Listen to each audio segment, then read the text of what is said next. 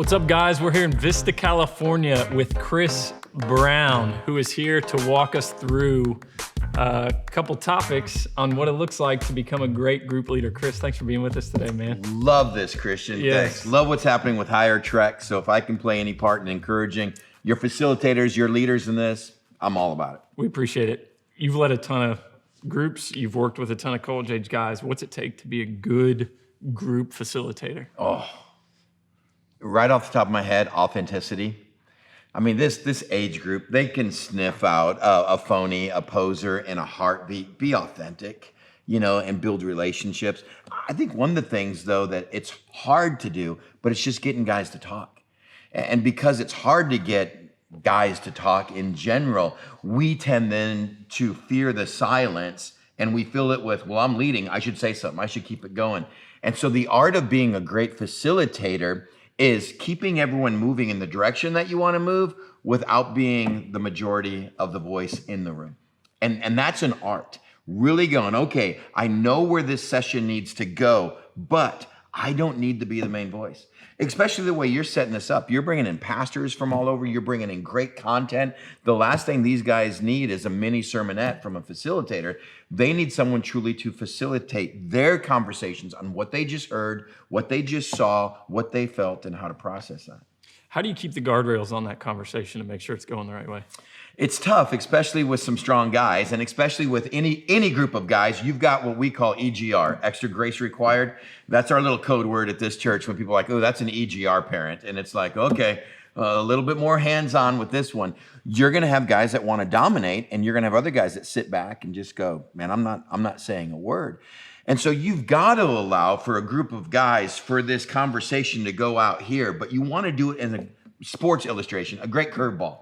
This thing starting off going, oh my gosh, this is way out of the play. I mean, but you got to bring that thing back. And you don't have to get it in the strike zone, but at least bring it back over the plate and go, okay, we landed that plane. So yeah, that art is allow them to talk as long as it's still going. Some guy's going to take it off. How do you learn to go, man, thanks so much for sharing. Can we hear from some other guys now? Because you've done such a great job of kicking this off. Because guys like me are going to dominate a conversation just because I'm a flaming extrovert. And if you're asking me to think, my lips have to be moving. Other guys are processors who are going to do their best talking the next day. They haven't thought it all through yet. And so giving way and leading a group for the way God has wired different guys, but also trying to get guys encouragingly to go, all right, let's hear from someone else, and allowing those things to get out here, but always knowing, but we're going to bring it back over the plate. We got to land this sucker here. Today's young men are growing up totally different than you did, even than I did. Yeah. What are they looking for spiritually? What are they looking for from a group leader? Yeah, I think hope. I mean, here's one of the main differences too that's happened in just 2 generations. So just for context for your facilitators, I was a campus pastor for a while on a large Christian university. So I lived amongst 8,000, college students every day of my life. I lived where they lived. And you are finding more and more either dads that were absent from the home or dads that had no spiritual example to leave their sons. When you sit with a group of guys and go, how many of you grew up with a godly example? I mean, it is embarrassing, the lack of that. So right now, guys are looking for, especially if they're at HigherTrek, they've joined knowing this is some sort of a Christian organization, and they are looking for hope and encouragement. We're asking guys, hey, it's time to be a man, and right there, we failed, because define that. Yeah. And for most of these guys, they don't have an example of what does it look like to treat a woman? What does it look like a godly example to raise kids? What does it look like to be a godly guy in the workforce or a drywaller or a concrete mixer? They don't have that example. Yeah. And so at a church our size, we have so many women that are like, I want my husband to be a spiritual leader. And I just tell them, it ain't going to happen right now. He doesn't know what it is. He's never been given the example. So you have a better job of, a better chance of going home and telling your husband, I want you to speak French from now on. It's like, it's not going to happen. He doesn't speak the language. He doesn't know it. So I think what guys are looking for in your group are, give me hope and encouragement. Point me in the right direction and tell me I have what it takes. Because I got to start that road, and I don't know what it looks like. How important is it for them to hear that from an older guy? It's everything. because most of these guys may not have ever heard it from an older guy before.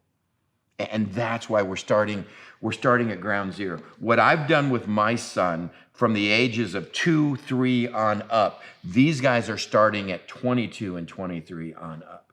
Just that dripping in. What does masculinity look like? What's it mean to be a man?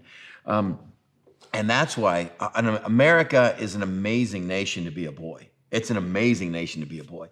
And it's why we have very few men. We have a bunch of 30, 40, 50-year-old boys walking around our country, and they have no idea what it's like to be a man. So when they have an older man that can walk with them, even if it's for 10, 12 days at HigherTrek, and really pour in, I see this in you. You have this. You have what it takes. Because spiritually, the world is screaming at them, you don't have what it takes. Look at your pornography. Look at your masturbation. Look at what you've already done. Look at where you came from. Look at the home you grew up in. You don't have what it takes. You don't have what it takes. You don't have what it takes. So just to find facilitators, you're like, I'm not making a difference here. Oh, that first session was a train wreck. Just that they have a mature Christ follower telling them that week, I see this in you. You have what it takes. Yeah. It's the first time that seed may have been planted in some of their lives. That's awesome. Can you tell us about a time you handled a really difficult situation, small group environment? What happened? How'd you handle it? What I would say is if you've got a difficult group, seek out two individuals in that group. Seek out what I would call the E.F. Hutton. I know that doesn't mean anything to these generations. It used to be an old commercial. It was a financial broker advisor, and his name, the company was E.F. Hutton. And these old commercials, someone would be in a crowded restaurant and say, well, my broker's E.F. Hutton. And E.F. Hutton says, and the whole place would go silent and everyone would lean in. See, E.F. Hutton had a voice. Everyone wants to know what he says. Mm-hmm. In most dynamics of small groups, there's 1 or 2 guys that can carry a group. They just have that it factor. They have a voice. And wherever they lead, whatever they do, that's where the group goes, for good or bad. I would always, in my groups, grab those 2 guys and go, hey, here's what I'm doing this week. Here's our goal. I've already noticed this group will follow you more than it'll follow me. I'd love to have your help on this. You've got that personality for good or bad. So instead of taking us off track, here's what I'm going to ask you to do. When you take a young man and you pull them in on confidence and say, man, I think you're better than me at this. I think you have more influence in the circle than I do. I need your help. You've just put chips in the bank on this young man. It's the other thing. I find my problem kid and I do the exact same thing. I find my kid and I go, hey, you've already made it obvious. You're not going to be on track with what we're doing with this stuff. I need your help. This isn't what I do for a living. I'm not amazing at this. I'm just here because I love you guys. So when we get into that group setting, here's what I need your help with. If you can do this or that, otherwise not only are you not going to get anything out of it, I don't think anybody else is, because that's how powerful your presence is right now. I was pulling inner city kids left and right, never doing it in front of the group, because that just demoralizes them. Sure. That just emasculates them one more time. But grabbing them under my wing, taking a short walk and saying, here's what I need your help with. And it's amazing when they would come back to a group. And they do something and give me that little head nod, like, I'm with you, Mr. Brown. And I'm like, my Lord, thanks, buddy, but this is it. So yeah, find out those weird dynamics, do a little short walk in the woods one-on-one. I need your help, and be vulnerable with them. That authenticity and vulnerability is what they need. I don't do this for a living. I'm not getting paid to do this. I'm trying to lead it, and you already have more influence than I do. I'd really like to have that influence on my side. When we're outside the group meetings, do what you want. But in here, here's what I need. Yeah. You'd be amazed at how far those conversations go. That's awesome. What would you say to the group leader who doesn't feel qualified? You aren't. You aren't. Yeah. So congratulations, you aren't. There's an old quote I heard about 20 some years ago in ministry. A pastor once said, prayerlessness, lack of prayer, may just be our greatest sin because of what it says about who we really think is in charge. Man, that hit me. Lack of prayer may just be your greatest sin because it really shows who you think is in charge. You know why you don't pray for sessions? You know why you don't pray walking into group meetings? Because you got this. And that's a scary place to be in ministry when you really think you got this. Be unqualified. Be confident that God has called you and God will show up because of your dependency on him. And the moment you're confident because you're so qualified, please leave this ministry. They don't need you in the room. Talk to him first. That's just my words. Okay, talk to me about content versus culture. So we're talking to leaders who are going to be creating culture. We tend to have, ironically, a culture that elevates the importance of content. How important is the culture we create and the relationships we foster? The bridge that truth travels over is relationship. And I've loved it. That's not something I just came up with on the spot. My first 8 years in youth ministry in LA, that was our staff and volunteer motto. That's awesome. The bridge that truth travels over is relationship. And so we would always call it IR time. And this is IR time, intentional relationships. The reason why you're hanging out is because an 18-year-old kid doesn't need a best friend who's 46. You know, for my volunteers with Inner City, I said, look, this 15-year-old kid doesn't need a best friend who's 37. You know, this 16-year-old girl doesn't need a best friend who's 22. You're building intentional relationships. You're building relationships. So when you have that content, it's coming from someone they trust, someone they like, and that relationship is the bridge that this content can go back and forth. Because relationship is also what gets them to share. You build a room just based on content, they're not sharing. I'll answer questions. So what did you think when it talked about obedience in your life? Yeah, I thought that was really good. I need to be obedient to walk with Christ. I mean, I'll give you answers, but relationship and vulnerability gets me to go, yeah, you know, that hit home. That hit home. I mean, too, I got major anger issues, most of it toward my dad. And, other guys have mentioned this, but my pornography issue. And I don't know how I can remain and walk with God when I have these things that are so huge. And like, these are the obedience beast in my life that I've got to get the Spirit to conquer. Because, see, that's different. That's a relationship was built where now we can share that versus I can answer your content questions. So, yeah, and that's why sometimes when the conversation goes off in a different direction or things, but I look and I go, okay, but we're bonding here. Yes. We're building a relationship. When one guy takes the conversation off this and everyone's looking at you like, someone rein them in, we got an issue. When the whole group has taken a conversation and I'm like, how did we get stuck on college football right now? Now everyone's talking college football, but I'm looking going, but we're building relationships here. Mm-hmm. And we're not going to spend the next 2 hours on college football, but if everyone started talking about their college team, and it seems to be what the Spirit's using to ignite this group, I'll let this run for a while. I don't need to go, whoa, hey, we're not talking about college football. We're talking about remaining in Christ. And all of a sudden they're like, all right, go back to your content, but you've killed the relationship in the room. So again, it's that art of knowing, I see where this is going. I see the groups in on this, not just an individual. I'm going to cultivate this relationally. Because now that you've talked smack, now that you've talked Big Ten versus Pac-12 smack, maybe there's a chance in here the two of you can talk about greater issues as we turn the corner. Yeah. Let's say I'm feeling nervous going into my group because I know we've got a guy who's spiritually, he's a puppy. He's brand new. Yeah. And there's some couple really mature guys in the group. And they're totally on different stages of their spiritual journey. How do we navigate that as the group leader? Call it out, first of all. And don't have to call it out like, you guys are really good. Man, you suck. Someone may have paid your way to get in here, but we're going to help you. No, now you're an idiot and you've lost the whole thing. Yeah. I would start the group just saying, even before you know where they are, hey, some of you, this is your very first Christian type extensive experience, especially a retreat.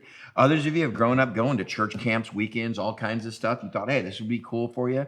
But guys, we're all on the same playing field when it comes to the truth we're going to look at is how do we become a man? And for some of you, even though you've been in church for 22 years, it may not give you a leg up than the guy that's first here. We're all learning and going through this together. And we're going to find that each of you in this room, no matter where you are in the spectrum, iron's going to sharpen iron. Some of you are going to go, oh, wow, I never thought of that before from a perspective that's kind of outside the Christian bubble. Some of you are going to go, wow, these guys have it more together apparently, or can give me an example of those first few steps. And we're going to do it much like, let's just be honest, we're first day of football. And some of you know how to put all the pads in, your helmet in, everything. Others of us are sitting there with pants, pads, and we have no idea where pockets go. But when we do this together, we're going to make a pretty awesome team over the next 2 weeks. Take those guys alongside that are just deer in the headlights and take them out for a short walk before dinner time and go, this is pretty new for you, isn't it? There's some guys that have been down this road, but let me tell you, everyone starts somewhere. And where you think these guys are, they just might have the language that they grew up in church, but they might not be playing the game at all. Yeah. And this week, we're all going to get on the field and play the game and create that. Yeah, we are on different levels. Don't ignore it. That's the elephant in the room. Go right after it. Admit it on day one so everyone knows wherever they are. Whew, they know I'm here. That's good. This is still going to be for me. Awesome. Chris, we'll end with this. What's the one thing that you would like group leaders to know before they get started? Wow.